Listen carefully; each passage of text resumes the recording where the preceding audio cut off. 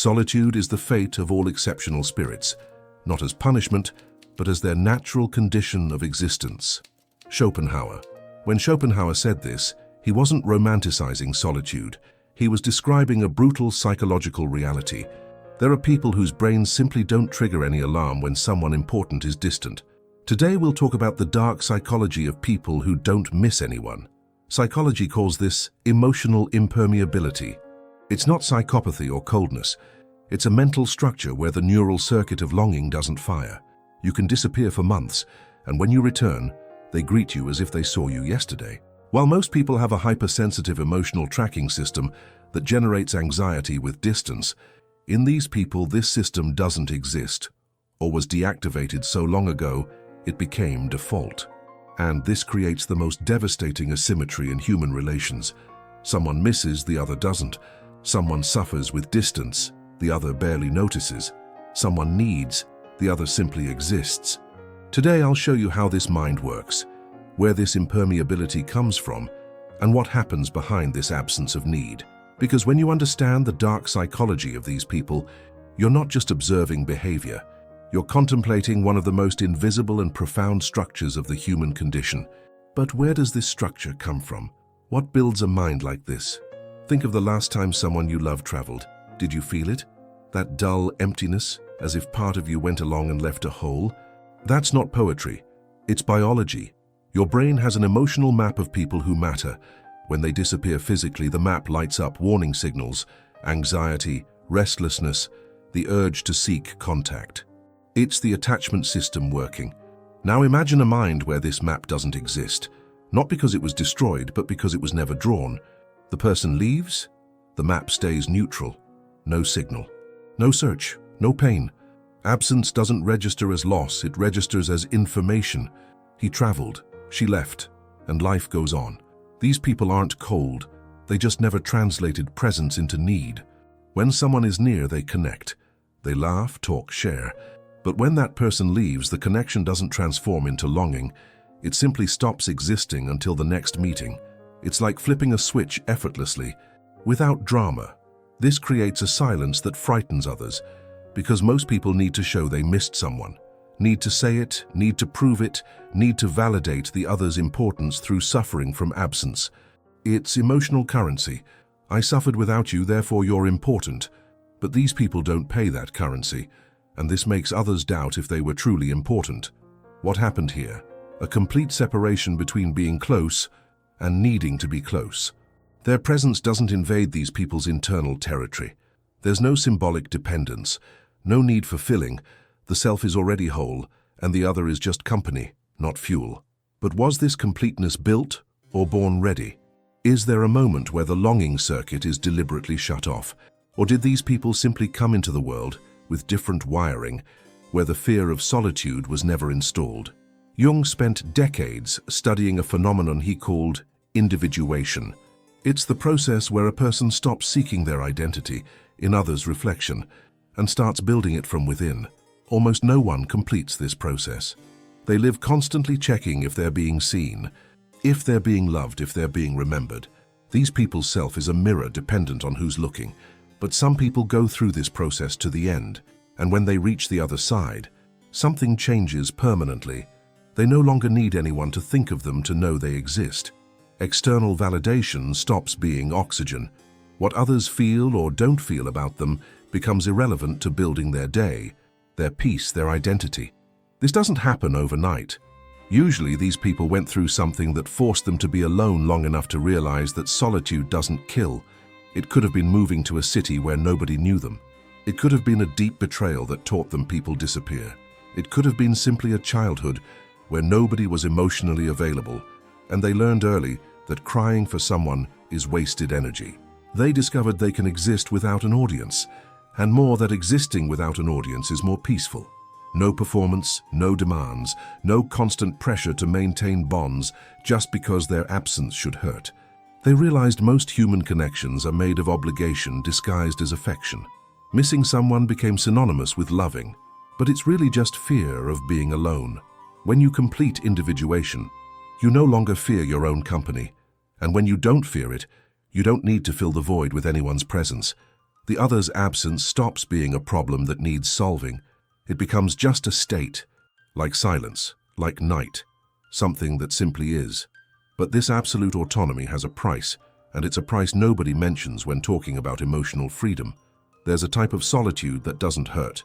It's ontological solitude. You're surrounded by people, but you realize none of them truly reach you. Not because you hide, but because you exist in a place where others' emotional needs can't touch you. What moves most people doesn't move you. What hurts others passes through you without leaving a mark, and this creates an abyss no one can cross. People around you start noticing. They say you're distant, cold, hard to read. But that's not it. You're present when you're present. You just don't carry anyone when you're not. And this confuses people, because the whole world was taught that loving is suffering from absence. If you don't suffer, then you don't love. Then you don't care, then you're dangerous. Schopenhauer said most people live in a prison of needs. Need validation, company, constant confirmation they're not alone. And these needs are chains. Those who don't miss broke these chains, but in doing so, also broke the bridge connecting them to others. Because people connect through their shared weaknesses, not their strengths. When someone says they missed you, they're saying you matter. They're asking you to confirm you felt it too. It's a ritual of mutual validation. But when you don't enter this ritual, the person feels they failed. They offered vulnerability, and you returned indifference. Not because you wanted to hurt, but because you simply didn't feel what you should have felt. And here lies the price. You lose access to a type of intimacy that only exists in emotional dependence. That feeling of being essential to someone, of knowing your absence creates a real void, not just space. People who don't miss gain freedom, but lose the comforting illusion of being irreplaceable.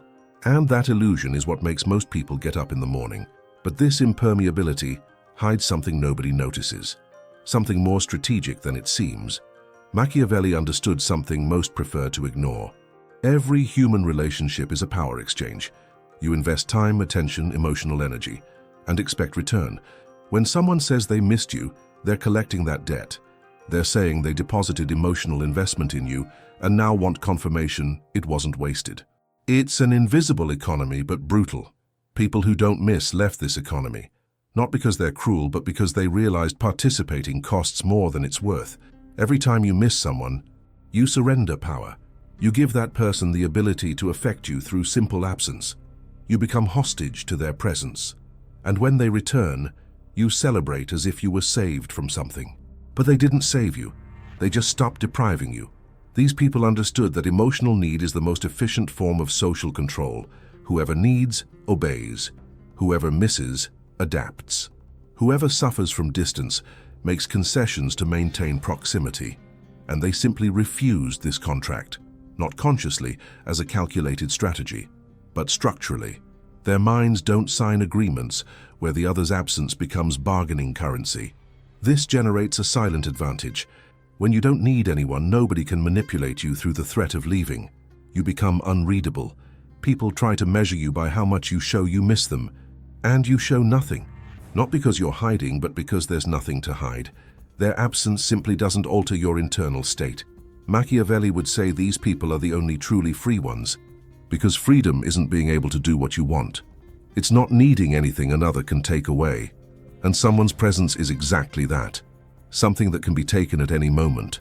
Whoever anchors their peace in someone's presence is hanging from a rope another holds.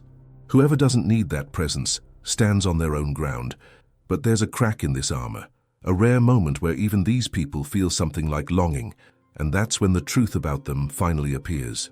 There's a type of person who activates something different in them.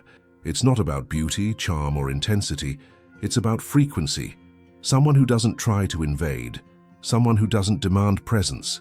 Someone who exists so naturally that their absence, when it happens, is noticed not as longing, but as a change in atmosphere. Like when background music that was playing stops, and only then you realize it was there. These people who don't miss 99% of humanity, but there's 1% that pierces the shield.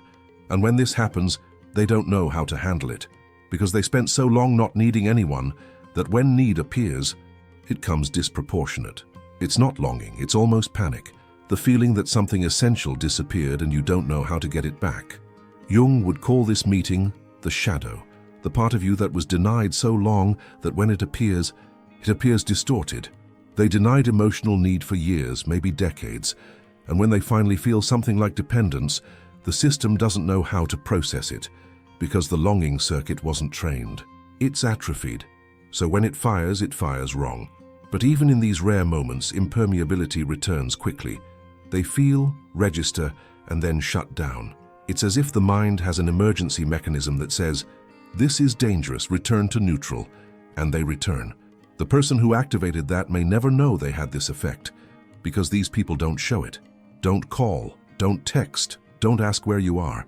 They just feel in silence until the feeling evaporates. Schopenhauer would say this is the only way to love without suffering, to feel without attaching, to recognize someone's importance without transforming that importance into need. But this requires psychological strength bordering on superhuman, because the human's natural impulse is to cling to what matters, and these people learn to let go before even holding on. The final answer about who they really are isn't where you imagine. The truth about those who don't miss isn't simple. It's not pure freedom nor absolute coldness. It's a different way of existing that the world doesn't know how to name because it doesn't fit the categories we use to measure affection. These people love but don't need. They care but don't depend. They value but don't suffer from absence. And this frightens because it challenges the deepest belief we have about connection, the idea that loving is needing. Schopenhauer showed that most live enslaved to their own needs. They need validation, company, constant confirmation they're not alone, and these needs create suffering because the world never delivers enough. Those who don't miss cut the root of this suffering, not through indifference but through ontological self-sufficiency. They don't need anyone to fill the void because there's no void to fill. Jung revealed this structure comes from complete individuation, a process where the person stops seeking their identity in others' reflection and starts existing from the inside out. Few get there. Those who stay on the path build a self-dependent on audience. But these people crossed the desert of solitude and discovered they can exist without witnesses. And when you learn this, others' presence becomes choice, not necessity. Machiavelli would say this is power in its purest form, because power isn't controlling others. It's not being controlled. And the most common form of control is emotional dependence. Whoever misses hands over the key to their own peace to another person. Whoever doesn't miss keeps that key, not by strategy, but by structure. So these people aren't monsters or saints. They're just humans who solve the existential equation differently. Where most chose connection through dependence, they chose connection through presence without attachment. Where most found security in mutual need, they found security in absolute autonomy. And this has a cost. Yes, but it also has a type of freedom most will never know. Now you know. Emotional impermeability isn't absence of feeling. It's presence without dependence. And maybe this is the most honest way to be with someone. Being there because you want to, not because you need to. If you made it this far, you're not just watching a video. You're confronting something inside you that recognizes this structure. Maybe you're one of these people. Maybe you love one. Or maybe you're starting to understand why certain relationships never made sense. This understanding doesn't end here. Schopenhauer, Jung, and Machiavelli dedicated their lives to dismantling the illusions that keep most people trapped. The illusion that happiness comes from outside, the illusion that we need others to be whole, the illusion that emotional dependence is love, and each of them left maps for those who want to cross these illusions and reach the other side. The video on your screen now will take you deeper. It'll show you something most never notice, how emotional need was built inside you, and what happens when you decide to deconstruct it. It's not an easy path, but it's a real path, and if you felt something while watching this, it's because some part of you already knows you need this next step. Click the video on the screen. You'll discover how the human mind creates invisible prisons through emotions themselves, and how some people learn to leave these prisons without destroying anyone in the process. This isn't about becoming cold, it's about becoming free. And true freedom frightens because it comes with solitude, but it also comes with peace. Most will never understand this. They'll keep confusing dependence with love, need with connection, suffering with importance. But you already took the first step by getting here. Now the question is, do you want to continue? Click the video on the screen now.